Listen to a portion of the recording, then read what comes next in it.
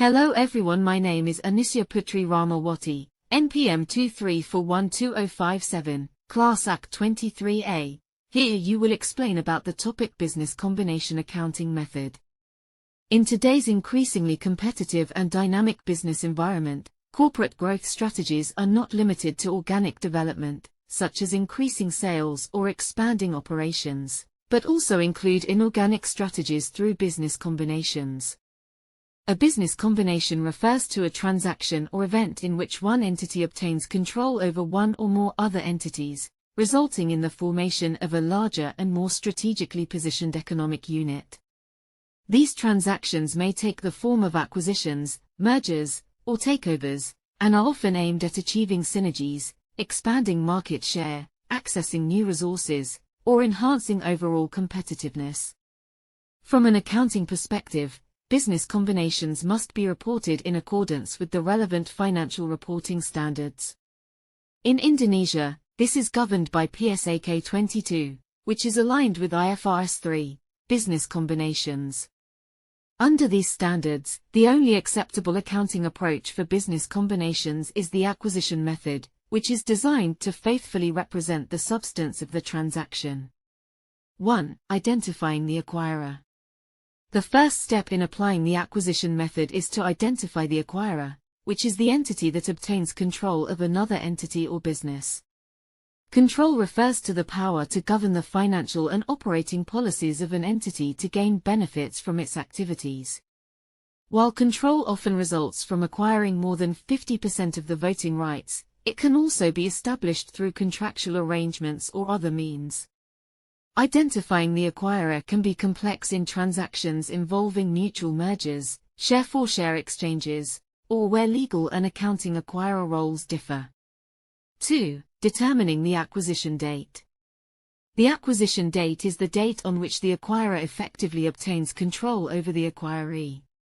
This date is crucial because all identifiable assets acquired and liabilities assumed must be measured at their fair values as of that date. The acquisition date is typically when the transaction closes, and not merely when the agreement is signed. An incorrect determination of this date can lead to misstatements in the financial statements. 3. Recognizing and measuring identifiable assets, liabilities, and non-controlling interests. At the acquisition date, the acquirer must recognize and measure all identifiable assets acquired, liabilities assumed, and any non-controlling interest, NCI, in the acquiree at their fair values. 4. Recognizing goodwill or a bargain purchase gain. If the consideration transferred by the acquirer exceeds the fair value of the identifiable net assets acquired, the difference is recognized as goodwill. Goodwill represents future economic benefits arising from assets that are not individually identified and separately recognized, such as a strong customer base, skilled workforce, or superior management. Conversely, if the fair value of the net assets acquired exceeds the consideration transferred, a bargain purchase is said to occur. This results in a gain, which must be recognized immediately in profit or loss, but only after the acquirer reassesses whether all assets and liabilities have been properly identified and measured. Goodwill is not amortized, but it must be tested for impairment at least annually or whenever there is an indication of impairment. This ensures that the carrying amount of goodwill does not exceed its recoverable amount. 5. Accounting for acquisition-related costs and contingent consideration. Acquisition-related costs such as legal fees, advisory fees, and due diligence expenses must be expensed in the period incurred and should not be included as part of the purchase consideration. However, costs directly related to the issuance of equity or debt instruments may be capitalized in accordance with other standards. In many cases, business combinations include contingent consideration, which involves additional payments to be made in the future depending on specific performance targets, e.g., earnings or sales milestones. At the acquisition date, contingent consideration must be recognized at fair value. Subsequent changes in fair value are generally recognized in profit or loss, unless classified as equity. 6. Consolidation and post-combination reporting.